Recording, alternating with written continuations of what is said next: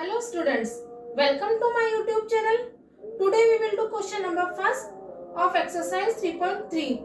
So now we will start our question. Question is given as being given a parallelogram ABCD. Complete each statement along with the definition or property used. हमें एक parallelogram यहाँ पे दिया हुआ है. इस parallelogram में हमें इसकी प्रॉपर्टी को यूज करके ये जो स्टेटमेंट्स दिए हुए हैं इसे हमें सॉल्व करना है. तो देखते हैं क्वेश्चन में क्या दिया गया है. सबसे पहले अपने को दिया गया है ए डी. ये जो हमारा पैरेललोग्राम है इसमें हमारा दिया गया है ये वाला फिगर ए एंड डी. तो ए एंड डी का अगर हम इक्वल देखेंगे तो हमारा आंसर आएगा B and C, because the opposite angles parallelogram के जो अपोजिट साइड्स होती है वह इक्वल होती है.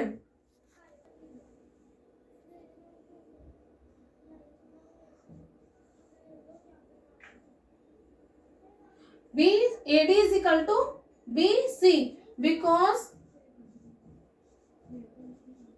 opposite side of parallelogram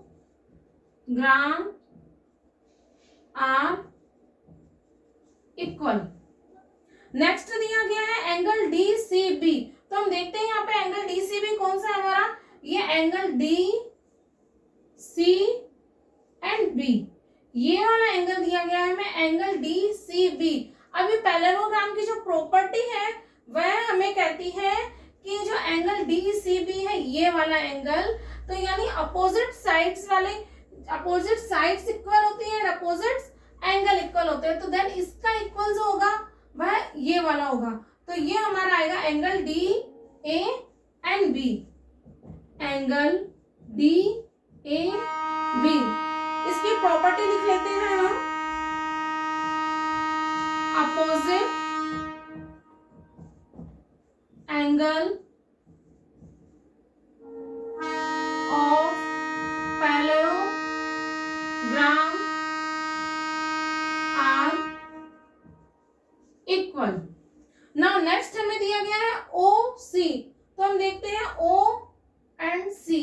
ये हमारा ओ एंड सी यहाँ पे आ रहा है, लेकिन यहाँ पे ये ओ एंड ए ये हमारा एक डायगोनल होता है.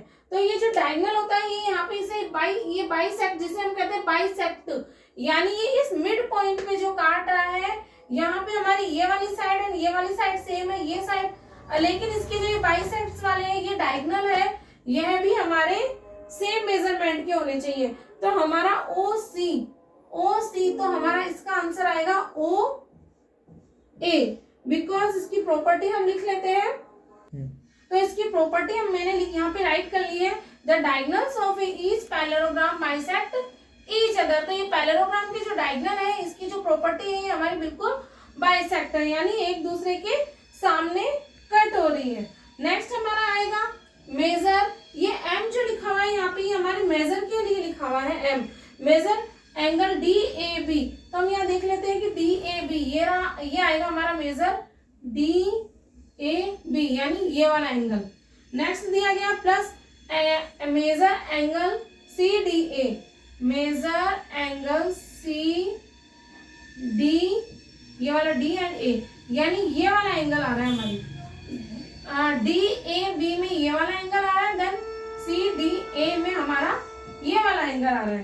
तो हमें ये पूछ रहा है कि इस वाले एंगल और इस वाले एंगल का जो मेजर है यानी इसको प्लस करके हमारा क्या आएगा. अब हमें ये देखना है कि यहाँ पे ये जो एंगल है ना ये हमारे एडजेसेंट एंगल है, यानी जो एंगल ए की डायरेक्शन में ए की साइड में अपोजिट आगे इस तरह से होते हैं अड़ोस पड़ोस में, जिसे हम कह सकते हैं आस पास में, तो ये हमारे एडजेसेंट एंगल होते हैं. और एडजेसेंट एंगल की जो वैल्यू होती है हमारे, वह एडजेसेंट एंगल जिसे हम सप्लीमेंट्री एंगल कहते हैं वो हमेशा हमारे 180 डिग्री के होते हैं. तो हम यहाँ पे राइट कर लेते हैं.